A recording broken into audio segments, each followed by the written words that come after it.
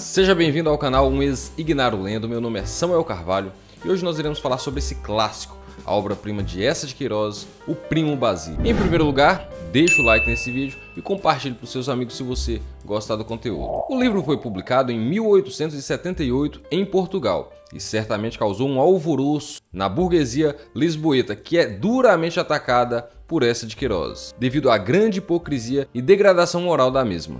Para isso, o autor nos apresenta a história de Luísa, Jorge e Basílio.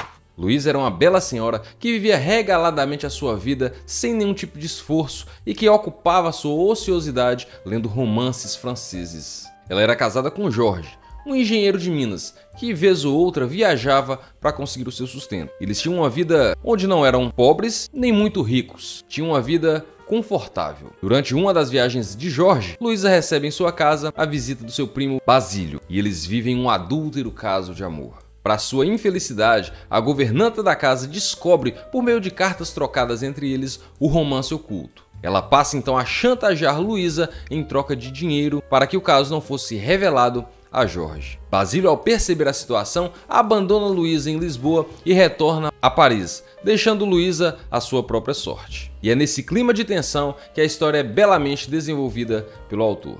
Como a intenção do autor é a denúncia da sociedade lisboeta, os personagens aqui apresentados são o arquétipo dessa sociedade. Nós temos o conselheiro Acácio com toda a sua formalidade oficial, que se mostrava reto em todas as suas atitudes. Ele chega a declarar sobre o motivo do não casamento é que já havia passado dessa fase das paixões, quando na verdade a suspeita da maioria das pessoas de que ele tinha um caso de amor com uma das suas empregadas se confirma ao final. Julião, poderíamos dizer que seria um médico sem grife e ele detestava a sua profissão. Ele detestava atender as pessoas naquelas condições peculiares do dia a dia. Ernestinho é o representante daquilo que poderíamos considerar uma literatura vazia. Dona Felicidade, que detestava pessoas de baixa moral, não controlando seu grande amor pelo conselheiro Acácio, resolve solicitar um trabalho de magia para enfim conquistar o seu amado. E como não poderia faltar, Sebastião. Sebastião é o melhor amigo de Jorge e ele vai tentar ajudar Luísa a resolver o seu problema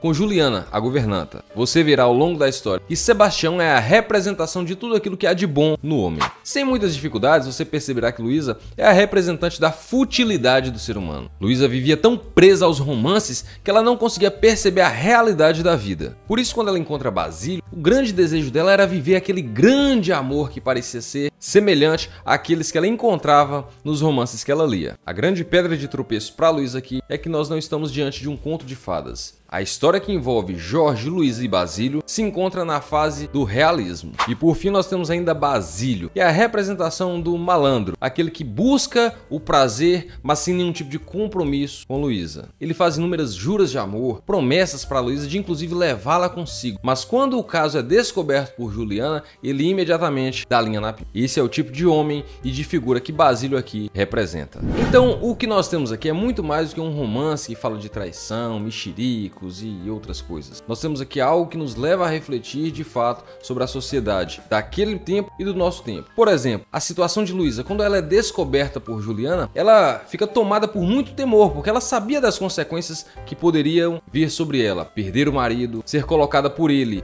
num convento, ser morta inclusive. Por outro lado, quais as responsabilidades de Basílio? Ele também fez parte do ato adúltero, mas quais as suas responsabilidades? E muitas pessoas seriam levadas a pensar e refletir sobre o machismo, o feminismo e essas pautas, mas pensando um pouco mais profundo, a questão é um pouco de moral. Nossa sociedade caminhou perigosamente, ou seja, se anteriormente o homem não se responsabilizava, hoje a mulher também não se responsabiliza. Ao invés de tentarmos corrigir a forma desonesta como os Basílios agiam, nós demos uma carta branca também para as Luísas. Outra coisa que me chamou a atenção foi num contexto de discussão entre todos os participantes desse grupo de amigos, até que chegou um ponto em falar até sobre a escravidão. Sebastião, angustiado, pouco palpitava, pouco falava. Ele se condoía pela situação dos trabalhadores que pareciam trabalhar muito e receber pouco, mas ele não falava, ele não expressava o seu ponto de vista.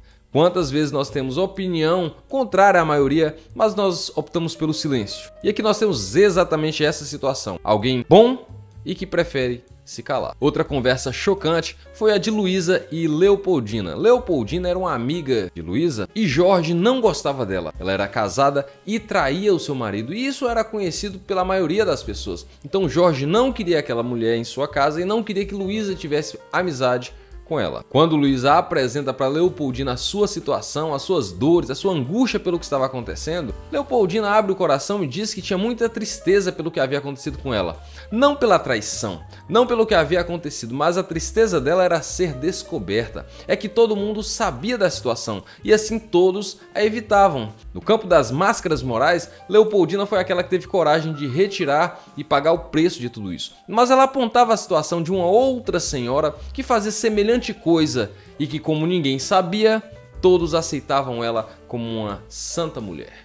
E esse é outro golpe duríssimo na burguesia lisboeta: a atração pela máscara, pela hipocrisia, ao invés de se aproximar da moralidade verdadeira. A obra não tem compromisso nenhum de ser uma carta moral aos leitores, mas certamente ela faz-nos refletir sobre todos esses aspectos da hipocrisia e da falsa moralidade. Eu posso te garantir que durante a leitura desse livro você estará entre gargalhadas, lágrimas e muitas reflexões. É uma obra maravilhosa e brilhante de Essa de Queiroz. Se você gostou desse vídeo, me ajude aí, compartilhe esse conteúdo com seus amigos, comente aqui o que você achou. Se você já leu, dê aqui o seu parecer sobre essa obra. Confira agora aí a sua inscrição, por gentileza. Até o próximo vídeo, tchau!